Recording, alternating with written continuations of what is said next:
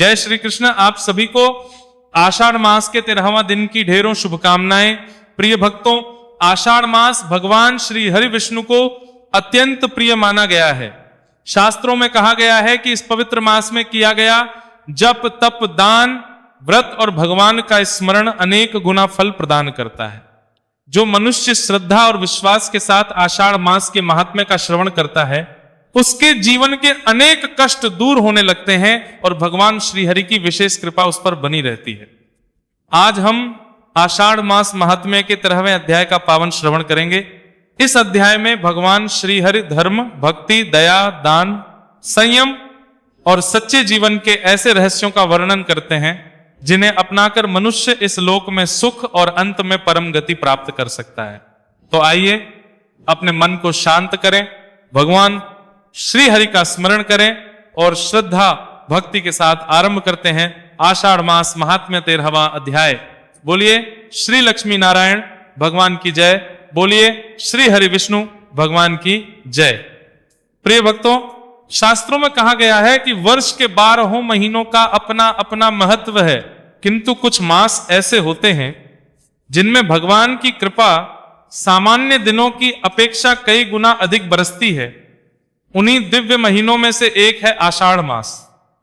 यह वही पावन मास है जिसमें भगवान श्री हरि विष्णु योग निद्रा में प्रवेश करते हैं।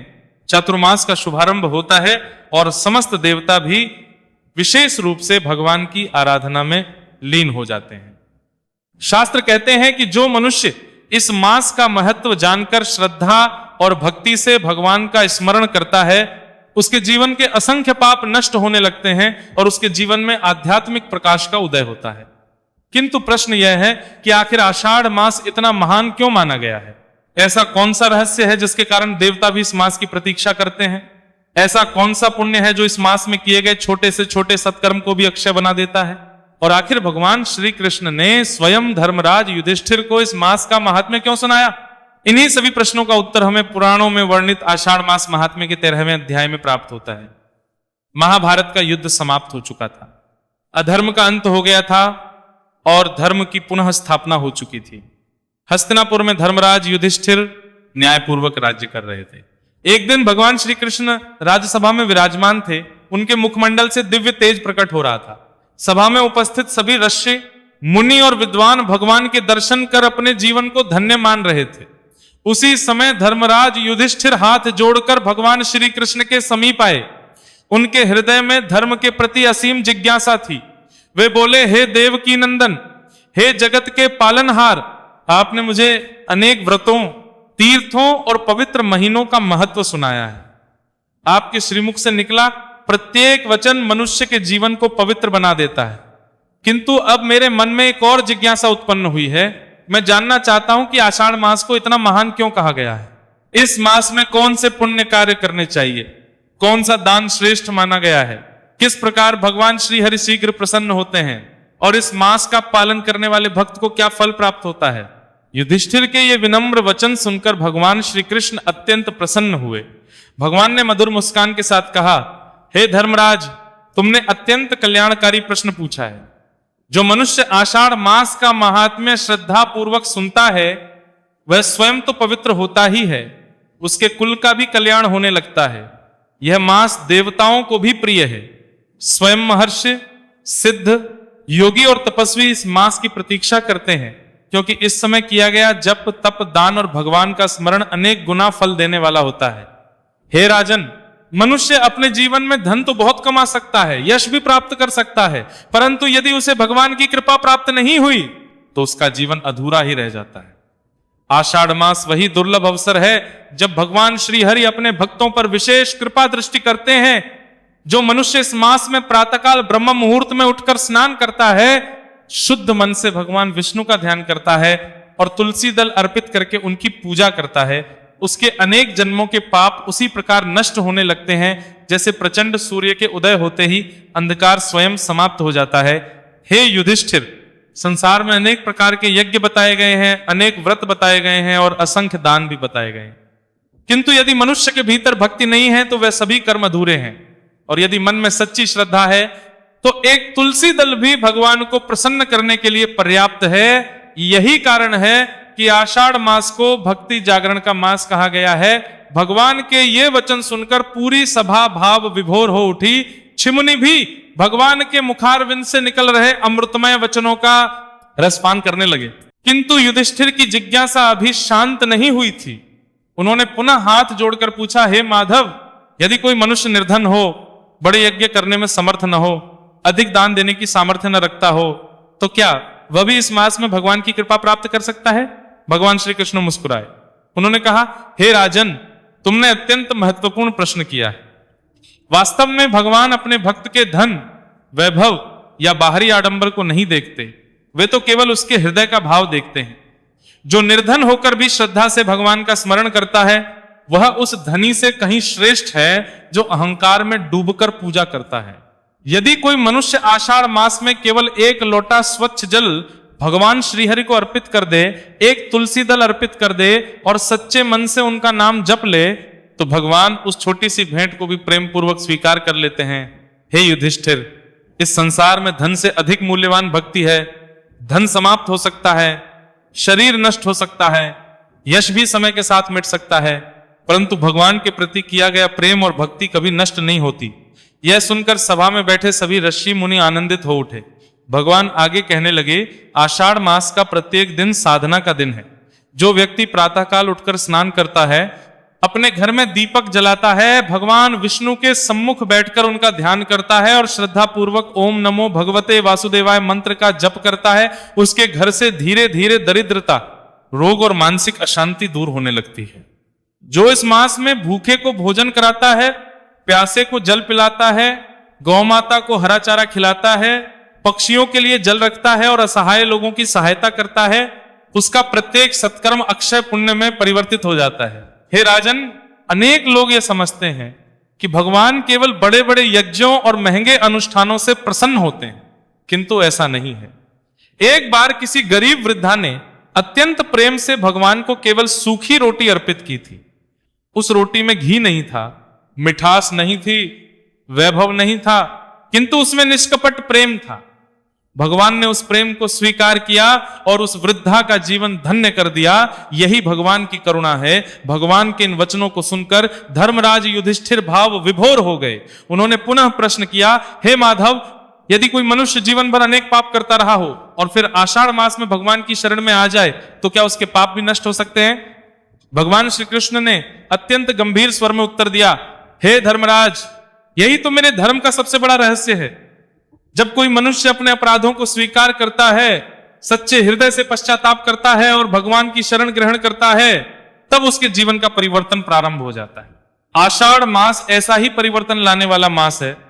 जिस प्रकार प्रचंड वर्षा वर्षों से जमी धूल को धो देती है, उसी प्रकार इस मास में की गई सच्ची भक्ति मनुष्य के अंतःकरण को निर्मल कर देती है।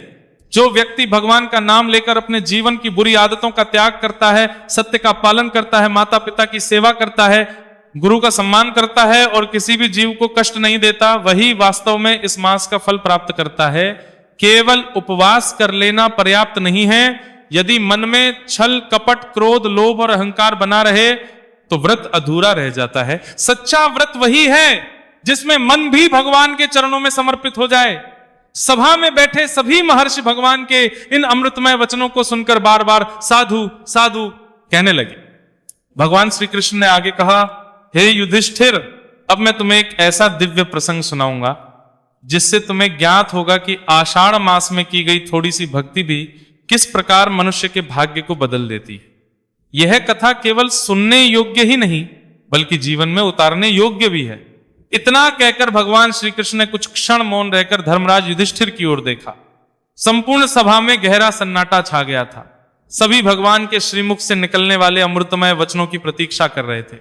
तब भगवान श्री कृष्ण बोले, हे धर्मराज, अब मैं तुम्हें एक प्राचीन और सत्य घटना सुनाता हूं। यह कथा केवल एक मनुष्य की नहीं, बल्कि उस दिव्य शक्ति की है जो श्रद्धा और भक्ति से प्रसन्न होकर अपने भक्त का भाग्य ही बदल देती है। बहुत समय पहले आर्यावर्त के दक्षिण भाग में एक सुंदर नगर था। उस नगर में एक अत्यंत निर्धन ब्राह्मण रहता था। उसका नाम था सुदेव। सुदेव जन्म से ब्राह्मण था, परंतु उसके पास धन संपत्ति का नामो निशान भी नहीं था। उसका छोटा सा कच्चा घर था। वर्षा होने पर उसकी छत टपकने लगती थी। कई बार तो परिवार को रात भर जागकर वर्षा रुकने की प्रतीक्षा करनी पड़ती थी। किंतु इतनी निर्धनता के बाद भी सुदेव के मंदिर में सतरा को लेकर देखिए, मैं भगवान के प्रति कभी शिकायत नहीं आई। वह प्रतिदिन प्रातः काल उठकर स्नान करता, तुलसी के पौधे के पास दीपक जलाता और भगवान श्री हरि का स्मरण करता। उसकी पत्नी भी अत्यंत पतिव्रता और धर्मपरायण थी। घर में चाहे अन्न हो या न हो, लेकिन भगवान की पूजा कभी नहीं रुकती थी। एक दिन आषाढ़ मास का शुभारंभ हुआ। नगर में चारों ओर धार्मिक उत्सव का वातावरण था। मंदिरों में भगवान विष्णु के भजन गूंज रहे थे। संत महात्मा आषाढ़ मास का महत्व सुना रहे थे। उसी समय एक महान तपस्वी उस नगर में पधारे। नगरवासी उनके दर्शन के लिए उमड़ पड़े। सुदेव भी विनम्र भाव से उनके चरणों में प्रणाम करने पहुंचा। नश्य ने उसकी ओर देखा। उनकी दिव्य दृष्टि ने उसी क्षण जान लिया कि यह ब्राह्मण बाहर से निर्धन अवश्य है, लेकिन भीतर से अत्यंत समृद्ध है। उन्होंने पूछा, वत्स, तुम इतने उदास क्यों दिखाई दे रहे हो? सुदेव ने हाथ जोड़कर कहा, भगवान, मैं अपने भाग्य से दुखी नहीं हूं। मुझे केवल इस बात का दुख है कि मेरे पास भगवान की सेवा करने योग्य कोई सामग्री नहीं है। मैं न बड़े यज्ञ कर सकता हूं, न विशाल दान दे सकता हूं। बस प्रतिदिन एक दीपक और कुछ तुलसी दल अर्पित कर देता हूं। ऋषि मुस्कुराए। उन्होंने कहा, वत्स, क्या तुम्हें ऐसा लगता है कि भगवान को स्वर्ण के महल और रत्नों के आभूषण प्रिय हैं? सुदेव ने विनम्रता से उत्तर दिया, नहीं गुरुदेव, भगवान तो भाव के भूखे हैं। ऋषि बोले, यदि यह बात जानते हो तो फिर चिंता कैसी? भगवान को तुम्हारा प्रेम चाहिए, तुम्हारा धन नहीं। फिर ऋषि ने उसे आषाढ़ मास का महान रहस्य बताया। उन्होंने कहा, इस पूरे मास प्रतिदिन ब्रह्म मुहूर्त में उठना, स्नान करना, भगवान श्री हरि को तुलसी दल अर्पित करना, जितना संभव हो हरिनाम का जप करना और किसी भूखे को भोजन अवश्य कराना। यदि भोजन कराने में समर्थ न हो तो कम से कम मीठा जल ही पिला देना। याद रखना वत्स, आषाढ़ मास में किया गया छोटा सा सत्कर्म भी भगवान के यहां अनंत गुना होकर लौटता है। सुदेव ने उसी क्षण प्रण किया, गुरुदेव, मैं पूरे आषाढ़ मास आपका बताया हुआ नियम अवश्य पालन करूंगा। नशि ने उसे आशीर्वाद दिया और आगे अपनी यात्रा पर निकल पड़े। उस दिन से सुदेव का जीवन बदल गया।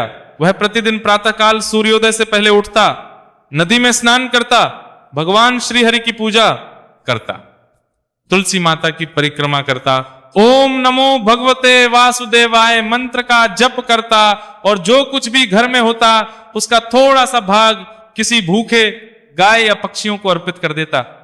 उसकी पत्नी भी पूरे प्रेम से उसका साथ देती।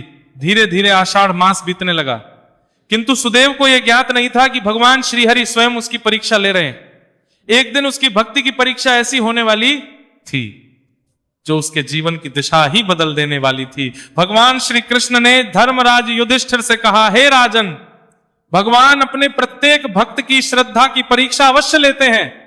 परीक्षा इसलिए नहीं कि भगवान को कुछ जानना होता है, बल्कि इसलिए कि भक्त स्वयं अपनी भक्ति की गहराई को पहचान सके। आषाढ़ मास का अंतिम सप्ताह चल रहा था। सुदेव ब्राह्मण प्रतिदिन की भांति प्रातःकाल उठता, नदी में स्नान करता, भगवान श्री हरि का पूजन करता और तुलसी माता की परिक्रमा कर हरिनाम का जप करता।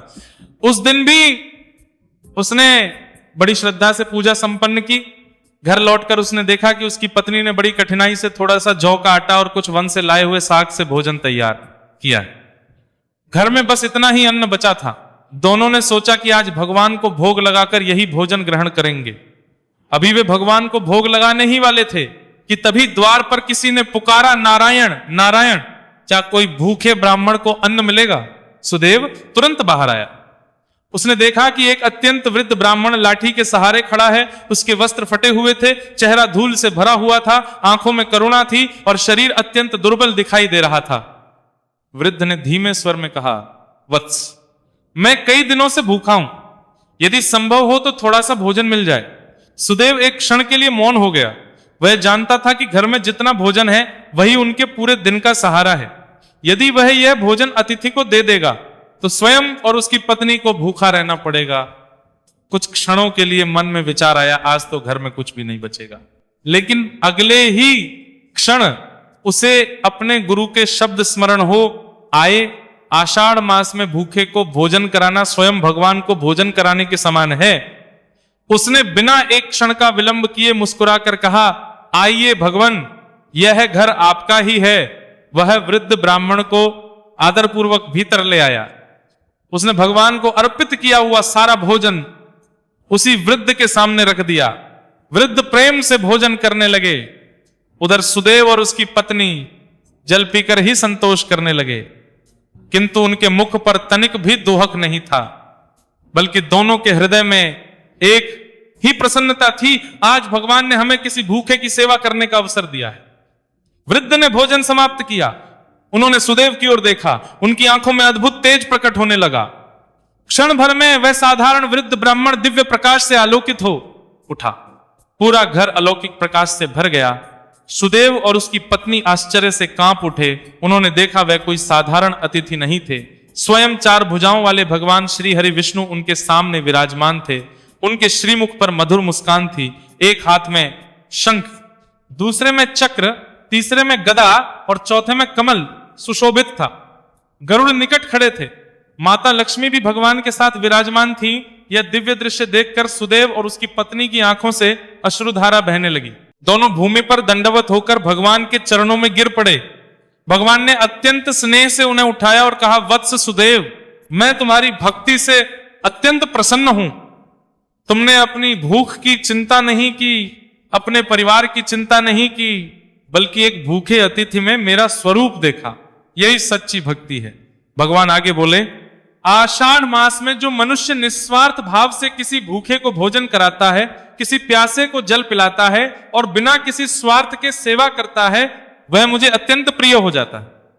इतना कहकर भगवान ने अपना वरदहस्त सुदेव के मस्तक पर रखा। उसी क्षण उसकी झोपड़ी दिव्य प्रकाश से भर उठी। लेकिन भगवान ने उसे केवल धन का वरदान नहीं दिया, उन्होंने उसे कुछ ऐसा प्रदान किया जो संसार की किसी भी संपत्ति से कहीं अधिक महान था। सूत जी बोले, हे श्रेष्ठ मुनियों, जब भगवान श्री हरि ने आषाढ़ मास का यह दिव्य महात्म्य सुनाया, तब वहां उपस्थित सभी नर मुनि आश्चर्य और आनंद से भर उठे। उन्होंने हाथ जोड़कर भगवान के श्री चरणों में प्रणाम किया और विनम्र भाव से कहा, हे नारायण, आप ही समस्त जगत के पालन करता हैं।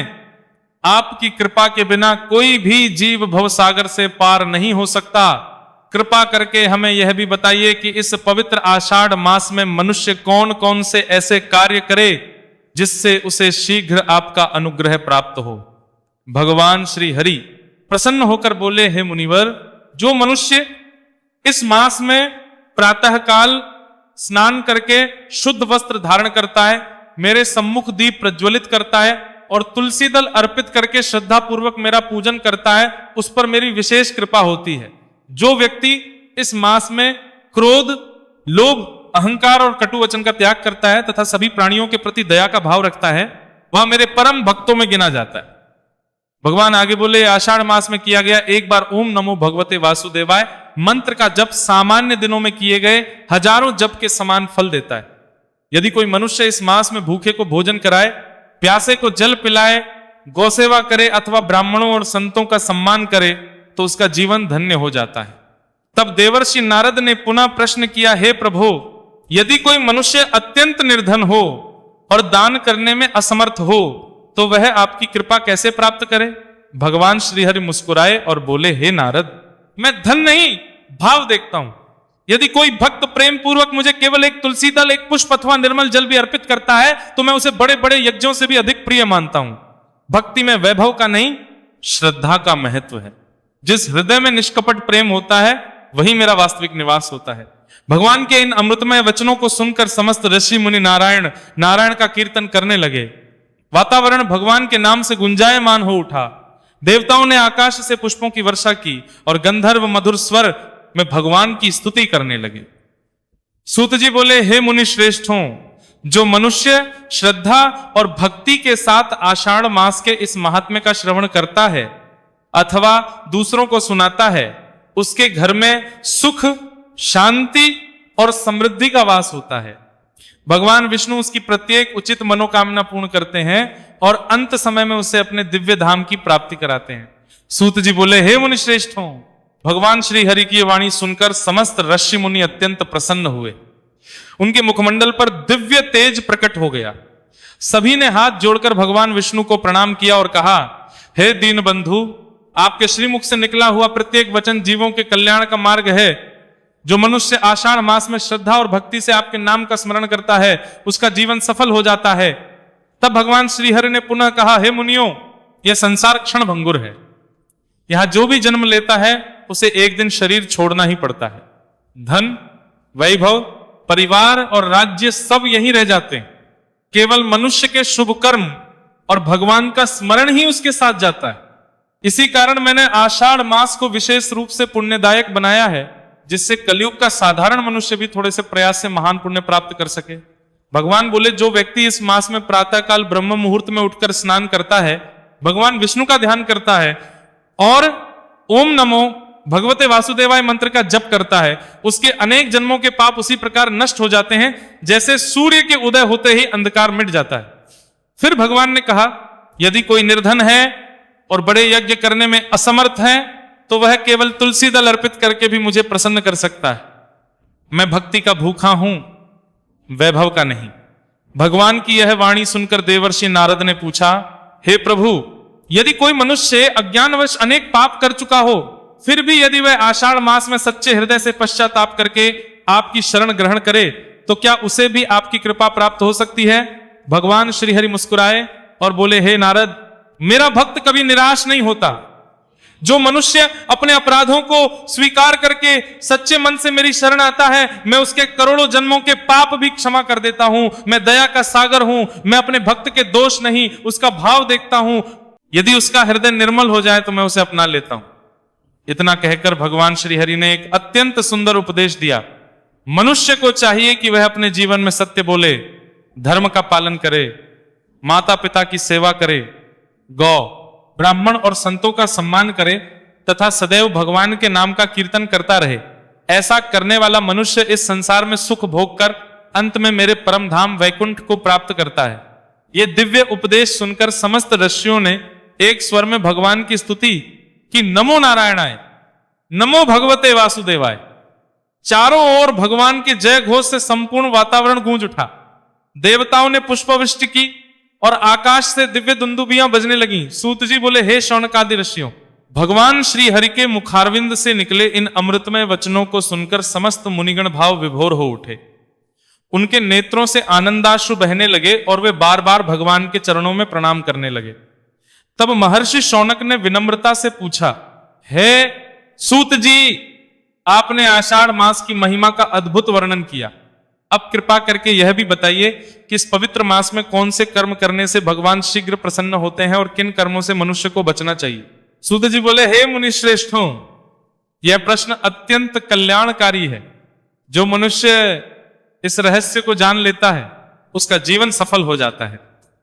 भगवान श्री हरि ने स्वयं कहा है, आषाढ़ मास में मनुष्य को प्रातःकाल ब्रह्म मुहूर्त में जागकर स्नान करना चाहिए, शुद्ध वस्त्र धारण कर भगवान का स्मरण करना चाहिए और तुलसी दल अर्पित करके श्रद्धा से मेरा पूजन करना चाहिए। जो भक्त इस मास में गीता, विष्णु सहस्त्रनाम, श्रीमद् भागवत अथवा मेरे दिव्य नामों का श्रवण करता है, उसके घर में कभी दरिद्रता नहीं आती, उसके कुल का कल्याण होता है और देवता भी उस पर प्रसन्न रहते हैं। भगवान ने आगे कहा, इस मास में क्रोध, कटुवचन, परनिंदा, असत्य भाषण और हिंसा का त्याग करना चाहिए। जो मनुष्य अपने मन और इंद्रियों पर संयम रखता है वही वास्तव में मेरा प्रिय भक्त कहलाता है।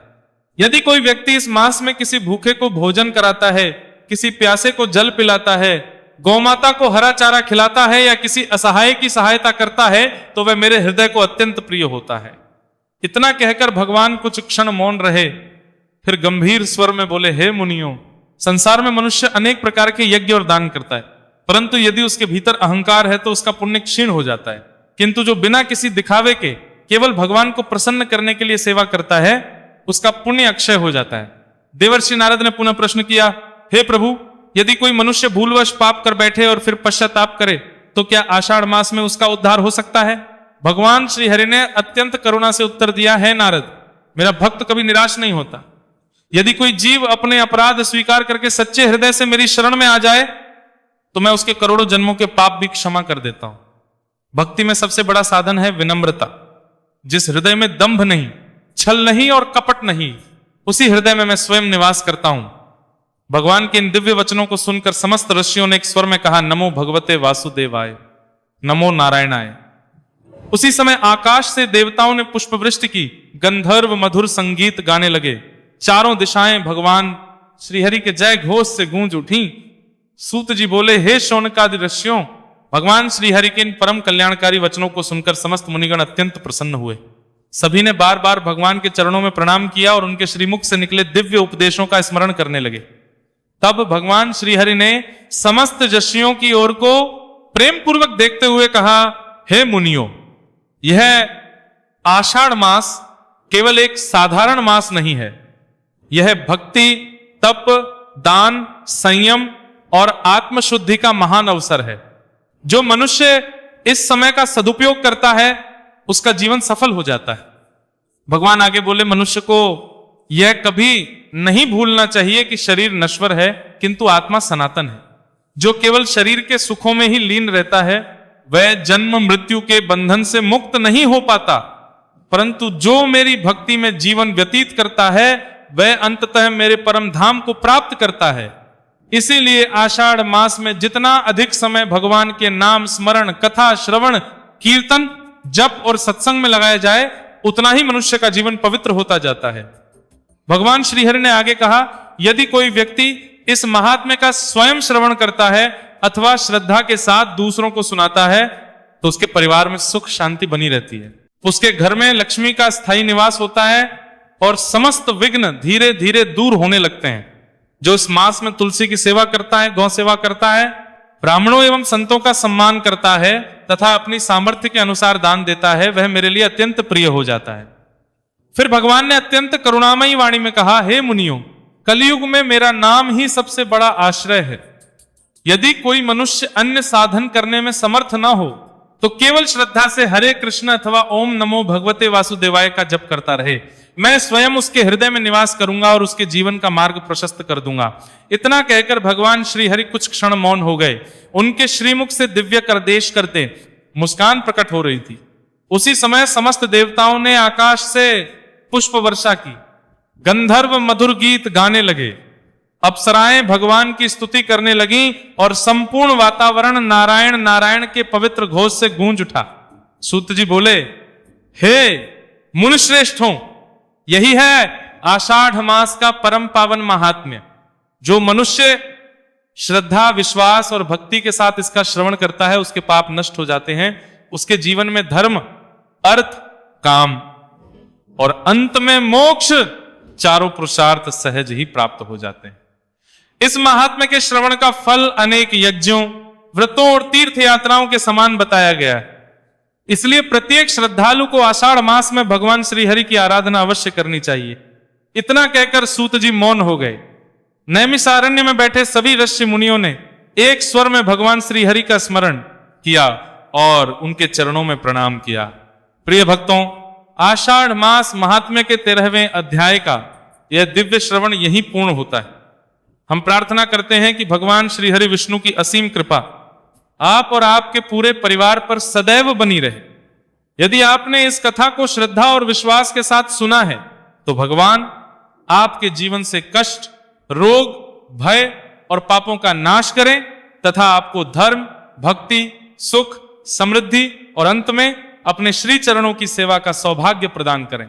यदि आपको यह कथा पसंद आई हो तो वीडियो को लाइक करें, कमेंट में जय श्री हरि अवश्य लिखें और इस पावन कथा को अपने परिवार, मित्रों तथा सभी सनातन प्रेमियों तक अवश्य पहुंचाएं ताकि अधिक से अधिक लोग भगवान की महिमा का लाभ प्राप्त कर सकें। चैनल पर नए हैं तो सब्सक्राइब कर लीजिए क्योंकि एक प्रतिष्ठित ज्योतिष संस्थान का चैनल है। यहाँ सभी जानकारी ज्योतिष शास्त्र और पंचांग पर ही प्रदान की जाती है। वीडियो आपको थोड़ा भी अच्छा लगा हो तो लाइक अवश्य कीजिएगा।